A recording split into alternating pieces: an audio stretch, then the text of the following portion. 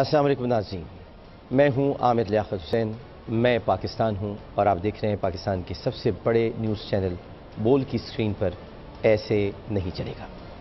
سدھارتھ گوتم بدھ، ان کی آخری وصیت آپ سب کو میں نے آج اس لیے دکھائی ہے اسکرین پر تاکہ آپ کو یہ معلوم ہو جائے کہ ہمارے اور آپ کے پیارے آقا کریم صلی اللہ علیہ وآلہ وسلم حضرت محمد مصطفیٰ، جن پر آخری کتاب اتری، جو آخری نبی ہیں اور جن کے بعد کوئی نبی نہیں ہے، لا نبی بعدی، اس کتاب بلاغت میں یہ حکم ہے وَلَا تَسُبُّ الَّذِينَ يَدْعُونَ مِن دُونِ اللَّهِ فَيُسُبُّ اللَّهَ عَدْوًا بِغَيْرِ علم۔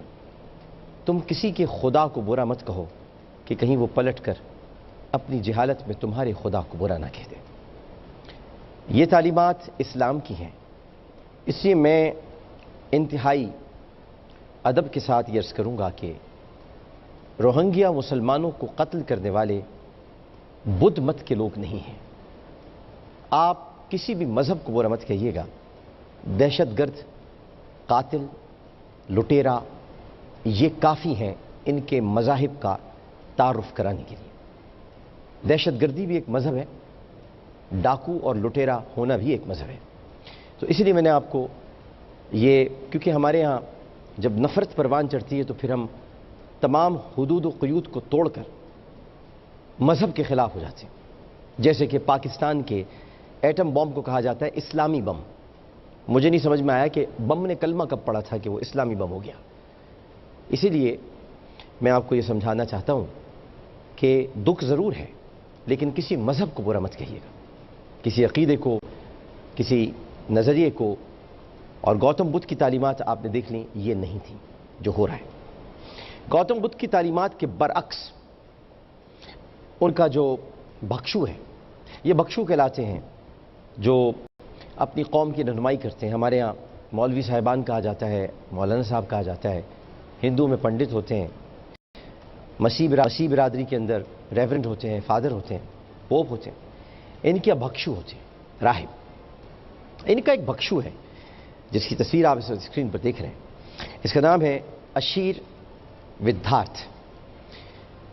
اشیر ودھارتھ نے وجہ بتا دی ہے آج، جو میں آج سمجھ لے بریکنگ نیوز آپ کو دے رہا ہوں، کہ وجہ پتہ چل گئی ہے کہ روہنگیا مسلمانوں کو قتل کیوں کیا جا رہا ہے۔ اس نے یہ بتایا ہے کہ یہ جو ہم سلوک کر رہے ہیں، یہ کل اس نے خطبہ دیا ہے، خطبے سے مراد ایک تقریر کی ہے جس میں جسٹیفیکیشن اس نے پیش کی ہے کہ ہم روہنگیا مسلمانوں کو کیوں مار رہے ہیں۔ اس نے کہا ہے کہ اگر ہر مذہبی دوستانہ اور اچھا ہوگا تو پھر بد امنی کی کوئی وجہ نہیں رہے گی۔ امن کا قیام اور پرامن طریقے سے رہنا برمی شہریوں پر منحصر نہیں ہے۔ وہ کہتا ہے کہ بدھ مت کے احکامات کو نظر انداز کرتے ہوئے مسلمان جان بوجھ کر میانمار کو ایک مسلم ریاست کے طور پر سامنے لانا چاہتے ہیں اور زبردستی اسلامی قوانین کا نفاذ کر رہے ہیں۔ اگر مسلمان یہ سب نہ کریں تو ہم پرامن طریقے سے رہ سکتے ہیں۔ مسلمان جانوروں کا شکار کر کے انہیں کھانے کے طور پر استعمال کرتے ہیں۔ تمام مسلمان پانی میں موجود مچھلیوں کو اپنی خوراک بناتے ہیں اور قدرتی وسائل کو نقصان پہنچاتے ہیں۔ یہ سب زندہ ہیں اور ہم کسی زندہ مخلوق کو مارنے کے قائل نہیں ہیں۔ بے شک مسلمان کم تعداد میں موجود ہیں لیکن اس مذہب کی اقلیت نے بدھ مت کے پیروکاروں کو مشکل میں ڈال رکھا ہے، لہٰذا ان کی عورتوں کی عزتیں لوٹو، ان کے بچوں کو گلا دبا کے مارو اور ان کے جوانوں کو گڑھے میں ڈال کر تیل ڈال کر آگ لگا دو۔ یہی بدھ مت کی تعلیمات ہیں، بکواس، جھوٹ اور فریب۔ یہ بدھ مت کی تعلیمات نہیں ہیں۔ پہلے تو اس جاہل کو یہ معلوم ہونا چاہیے کہ یہ سائنس تھوڑی پڑھ لے کہ اس کو لیونگ تھنگز اور نان لیونگ تھنگز میں پتہ چل جائے۔ یہ اگر سمجھتا ہے کہ رہنے والی آبی مخلوق لیونگ تھنگز ہیں تو اس جاہل کو یہ بھی پتہ ہونا چاہیے کہ یہ پیڑ، یہ پودے، یہ جو تم گھاس پھوس کھاتے ہو، یہ بھی لیونگ تھنگز ہیں۔ اکارڈنگ ٹو دا باٹنی یہ بھی لیونگ تھنگز ہیں، درخت بھی لیونگ تھنگز ہیں۔ تو اگر لیونگ تھنگز کا کھانا غلط ہے تو پھر آپ پالک کھانا چھوڑ دیں، پھر آپ پیاز کھانا چھوڑ دیں، پھر آپ سبزیاں کھانا چھوڑ دیں کہ وہ بھی لیونگ تھنگز ہیں۔ پھر آپ مٹی کھائیں، اینٹیں کھائیں، پتھر کھائیں، یہی کھائیں آپ۔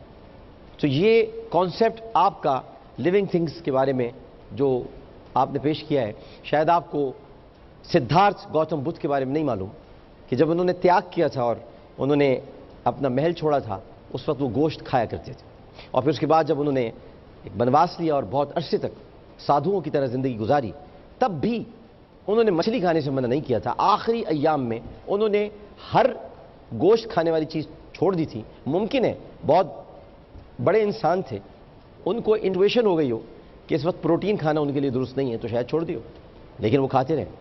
تو اس وجہ سے اگر آپ مسلمانوں کو قتل کر رہے ہیں تو یہ انتہائی بھونڈی اور انتہائی بیہودہ وجہ ہے جو کسی کی بھی سمجھ میں نہیں آئے گی، اور قاتل آپ ہیں، آپ نے اس کا اعتراف کر لیا ہے کل تقریر کرتے ہوئے۔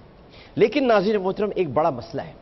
مسئلہ یہ ہے کہ اس وقت سوشل میڈیا پر جتنا جھوٹ روہنگیا مسلمانوں کے حوالے سے بولا جا رہا ہے، شاید ہی کسی معاملے میں بولا گیا ہو۔ مثلا سب سے بڑا جھوٹ یہ ہے کہ روہنگیا مسلمانوں پر ہونے والے مظالم پر امریکہ اور عالمی برادری چپ ہے۔ امریکہ چپ نہیں ہے، برطانیہ چپ نہیں، مگر کیوں چپ نہیں ہے؟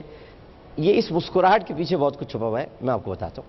عالیہ احمد صاحبہ نے ایک بہت خوبصورت بلاگ لکھا ہے، میں ان کا شکریہ ادا کرنا چاہتا ہوں، اور عالیہ احمد صاحبہ کے اس بلاگ سے بہت کچھ پتہ چلا ہے۔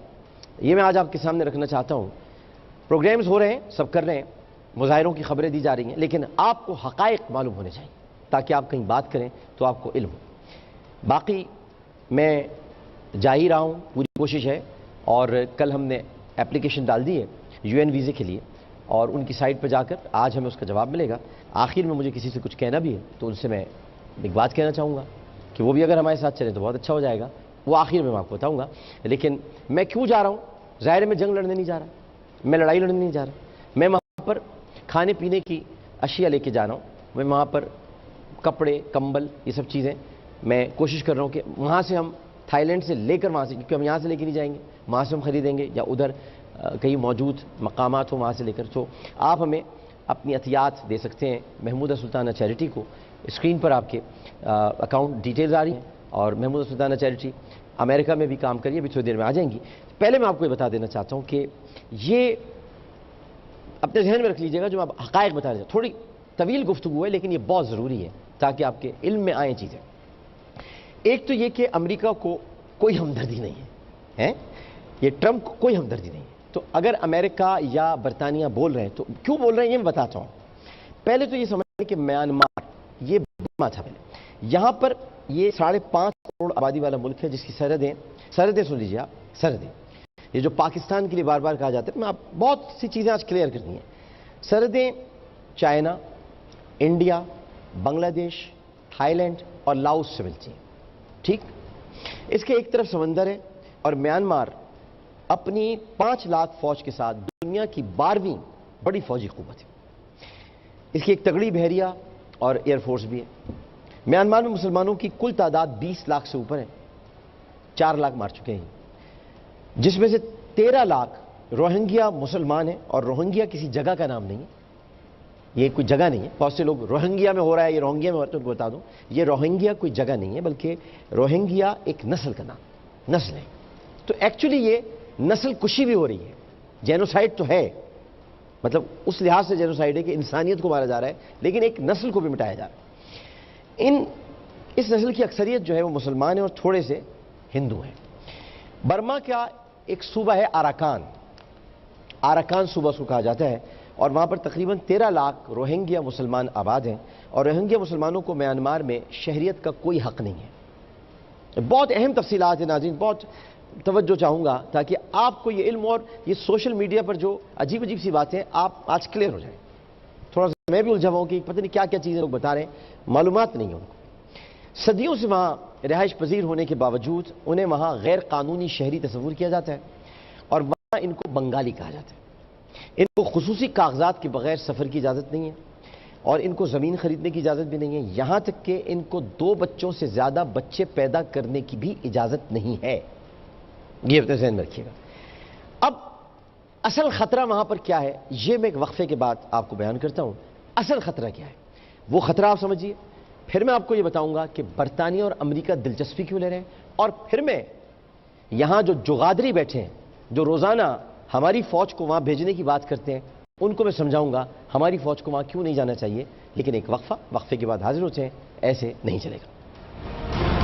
صوبہ ہے آراکان، आराकान सूबा उसको कहा जाता है, और वहाँ पर तकरीबन 13 लाख रोहिंग्या मुसलमान आबाद हैं, और रोहिंग्या मुसलमानों को म्यांमार में शहरियत का कोई हक नहीं है। बहुत अहम तफसीलात है नाज़रीन, बहुत तवज्जो चाहूँगा ताकि आपको ये इल्म और ये सोशल मीडिया पर जो अजीब अजीब सी बातें आप आज क्लियर हो जाए। थोड़ा सा मैं भी उलझा हुआ कि पता नहीं क्या क्या चीज़ें लोग बता रहे हैं, मालूमात नहीं है उनको। सदियों से वहाँ रिहाइश पजीर होने के बावजूद उन्हें वहाँ गैर कानूनी शहरी तस्वुर किया जाता है, और वहाँ इनको बंगाली कहा जाता है। इनको खुसूसी कागजात के बगैर सफ़र की इजाज़त नहीं है, और इनको ज़मीन ख़रीदने की इजाज़त भी नहीं है। यहाँ तक कि इनको 2 बच्चों से ज़्यादा बच्चे पैदा करने की भी इजाज़त नहीं है। ये अपने ज़हन में रखिएगा। अब असल ख़तरा वहाँ पर क्या है, ये मैं एक वक्फे के बाद आपको बयान करता हूँ। असल ख़तरा क्या है, वो ख़तरा आप समझिए, फिर मैं आपको ये बताऊँगा कि बरतानिया और अमेरिका दिलचस्पी क्यों ले रहे हैं, और फिर मैं यहाँ जो जुगादरी बैठे हैं, जो रोज़ाना हमारी फ़ौज को वहाँ भेजने की बात करते हैं, उनको मैं समझाऊँगा हमारी फ़ौज को वहाँ क्यों नहीं जाना चाहिए। लेकिन एक वक्फे के बाद हाजिर होते हैं, ऐसे नहीं चलेगा।